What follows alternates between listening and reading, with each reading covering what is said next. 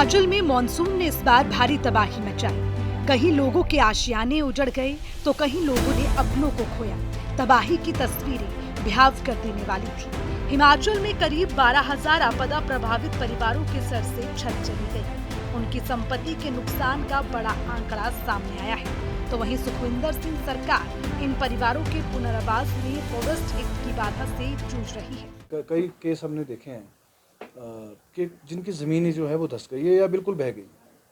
ठीक है, मैंने खुद जो है कसौली क्षेत्र में, विधानसभा कसौली में करीबन 50 बीघे का पैच जो है वो इकट्ठा ही चले गया, वो कभी बन ही नहीं सकता। हालांकि उस लैंड के अंदर एक जो बीपीएल परिवार को घर मिलता है वो भी अभी अंडर कंस्ट्रक्शन था।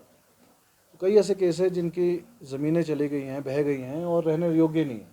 अब उसके बारे में मंथन ज़रूर चल रहा है, फॉरेस्ट से भी बातचीत चल रही है, क्योंकि फॉरेस्ट एक्ट में है कि कोई भी फॉरेस्ट की लैंड नॉन फॉरेस्ट एक्टिविटी के लिए इस्तेमाल नहीं हो सकती। तो ये मामला जो है सेंटर से भी हम उठाया जा रहा है। और हिमाचल एक ऐसी जगह है जहाँ पे सरकार की अपनी ओन्ड, स्टेट गवर्नमेंट की ओन्ड लैंड्स बहुत कम है, क्योंकि यहाँ चारों तरफ जंगल है और वन है। तो इसलिए इसके एक्सप्लोर करा जा रहा है कि लोगों को जो है एक्सचेंज ऑफ लैंड जो है, जो उनकी ज़मीन बैठ गई है या बह गई है, वो सरकार के नाम करके उनको नई ज़मीन, नई जगह अलॉट कैसे की जा सकती है। दरअसल लाहौल स्पीति के दौरे से हाल ही में लौटे ग्रामीण विकास और पंचायती राज मंत्री अनिरुद्ध सिंह ने राज्य में हुए नुकसान का ब्यौरा दिया। उन्होंने कहा कि राज्य में लोगों के घर उजड़ने के साथ उनके खेत खलिहानों को नुकसान पहुंचा है। 30 करोड़ रुपए माननीय मुख्यमंत्री महोदय ने हमारे डिपार्टमेंट में दिए हैं 2000 घरों के लिए। साथ ही 11 अगस्त की चिट्ठी जो है हम लोगों ने दिल्ली लिखी थी।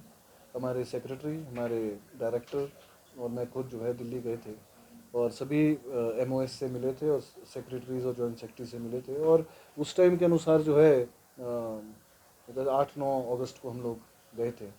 उस टाइम के हिसाब से करीबन 6500 घरों का नुकसान हुआ था।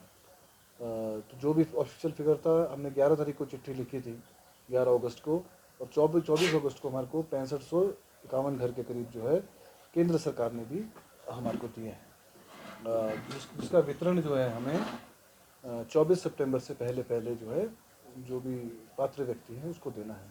सभी की जियो टैगिंग हो चुकी है। 6500 घर तो टोटली डैमेज हैं, जो रहने योग्य नहीं है। और टोटल जो है करीबन 13,000 घर जो है वो 13,500 घर इफेक्ट हुए हैं, जिसमें क्रैक आए हैं या रहने लायक नहीं है। तो 6500 के अलावा जितने घर हैं उनको राहत राशि दे दी है। और अभी जो है करीबन 1.5 लाख रुपए, हम 1,30,000 रुपये सेंटर से आया है प्रति घर। 20,000 रुपये जो है हिमाचल प्रदेश सरकार खुद वहन करेगी और 12,000 रुपये का बाथरूम के लिए अलग देगी। टोटल 1,62,000 रुपये जिनका घर रहने योग्य नहीं है उनको देगी। वहीं उन्होंने राज्य के जिला परिषद कैडर के करीब 5,500 कर्मचारियों को ग्रामीण विकास विभाग में मर्ज किए जाने की मांग पर अनिरुद्ध सिंह ने क्या कुछ कहा, सुनिए। जिला परिषद कैडर के जितने भी लोग हैं उनसे विस्तृत बात हमारी कई राउंड ऑफ मीटिंग्स हुई है। उनकी 2 मुख्य डिमांड है।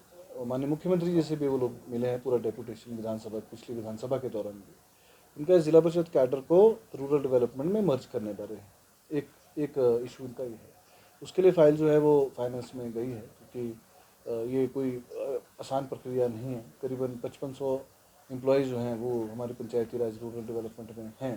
उनको मर्ज करना है क्योंकि सीनियरिटी का इशू आता है, फिर उनकी तनख्वाहें जो है उसका इशू आता है। कुछ कईयों की तनख्वाहें जो हैं वो कंटीजेंसी से दी जा रही हैं।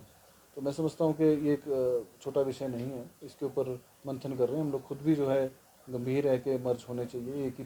उधर विक्रमादित्य का कहना है कि अब प्रदेश में 60 ही सड़कें बंद हैं, जिन्हें 15 सितंबर तक खोलने का टारगेट रखा गया है। अब धीरे धीरे जो है वो प्रदेश नॉर्मलसी की ओर वापस आ रहा है। और आज सुबह ही मैंने रिव्यू मीटिंग अपने डिपार्टमेंट के साथ करी है।